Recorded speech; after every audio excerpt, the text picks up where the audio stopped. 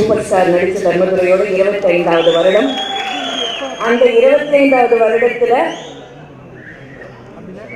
இன்னைக்கு இருக்கிற காலகட்டத்தில் உனக்கு most amazing human beings and ஹீரோஸ்னே சொல்லலாம். விஜய் சேதுபதி நடிக்கிற இந்த தர்மதுரையில் நான் முதல்ல this is my first film.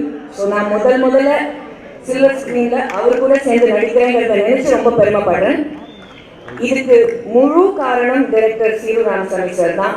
என்னுடைய மேடை நாடகம், நான் மேடை நாடக கலைஞர், திரு வைஜி மகேந்திரனுடைய மகள் மேடை நாடக கலைஞர். என்னோட மேடை நாடகம் பெருமாளே அப்படிங்கிற அந்த நாடகத்தை பார்த்துட்டு அதில் என்னோட நடிப்பு பிடிச்சு எனக்கு சினிமாவில் ஒரு வாய்ப்பு கொடுத்துருக்காரு. ஸோ மேடை நாடகத்திலேருந்து நான் சினிமாவுக்கு வந்திருக்கேங்கிறத சொல்லிக்கிறதுல நான் ரொம்ப பெருமைப்படுறேன். அந்த தர்மதுரைக்கு அப்பா மியூசிக்கு, இந்த தர்மதுரைக்கு மகன் மியூசிக்கு. கிட்டத்தட்ட 9 months 9 மாதம் கழிச்சு என்னோட ஆல்பம் வந்து லாஸ்ட் எக்ஷன் வந்தது.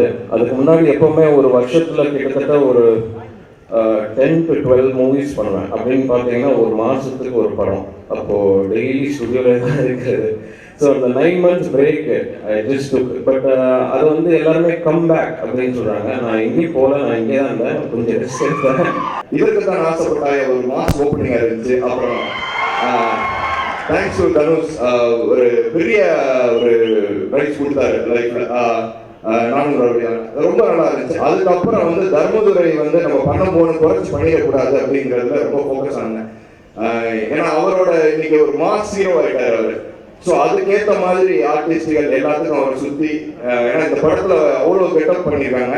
ஏன்னா அந்த படம் ஒரு பெரிய எக்ஸ்பெக்டேஷனில் இருக்கு. ஏன்னா ஒரு சீனில் தாடியாக வருவார், யங்ஸ்டராக வருவார், என்ன பண்ணாலும் இந்த மனுஷனுக்கு சூட் ஆகும். ஒரு மிஸ் எடுத்தா காலேஜ் பையனா கேட்கலாம், அப்படியே ஒரு தாடியை வச்சா அப்படியே ஒரு ரஃப் லுக் கொடுப்பாரு. அப்படியே மிஸ் இது பண்ணால் ஒரிஜினல் டாக்டர் மாதிரியே இருப்பார்.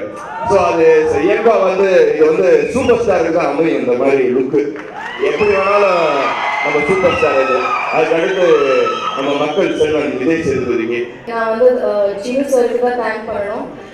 இந்த படத்தில் சார் வேணாம் சார், ரொம்ப ஒரு ½ hour போர்ஷன் தான் இருக்க வேண்டாம் அப்படின்னு சொன்னேன்.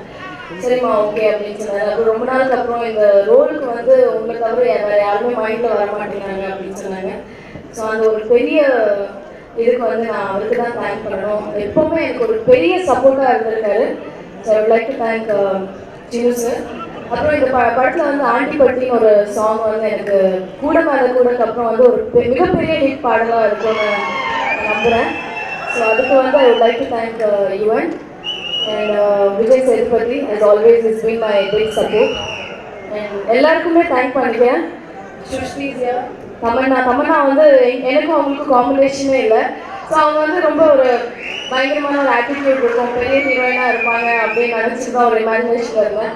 ஒரே ஒரு சின்ன சீன் இருந்தது காம்பினேஷனில். பட் ஐ திங்க் அவங்க சான்ஸே இல்லை. ஷீஸ் வெரி டவுன் டு அர்த். நாங்கள்லாம் நின்றுட்டுருக்கோம், அவங்களும் நின்றுட்டுருக்காங்க, உட்காரவே இல்லை சேரில். ரொம்ப ஒரு ஒரு ஹீரோயின், பெரிய ஹீரோயின் மாதிரி ஒன்றுமே கிடையாது.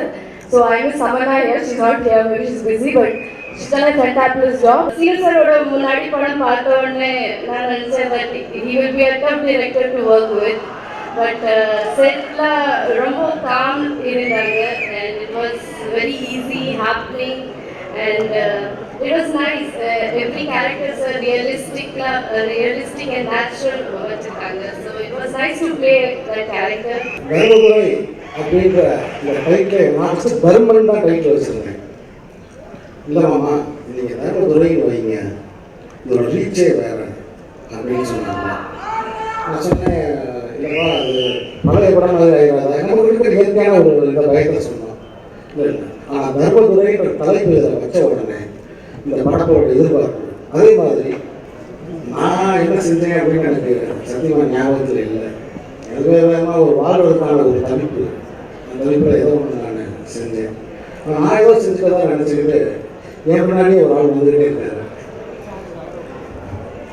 அது மக்கள் செல்வன் விஜய் சேதுபதி.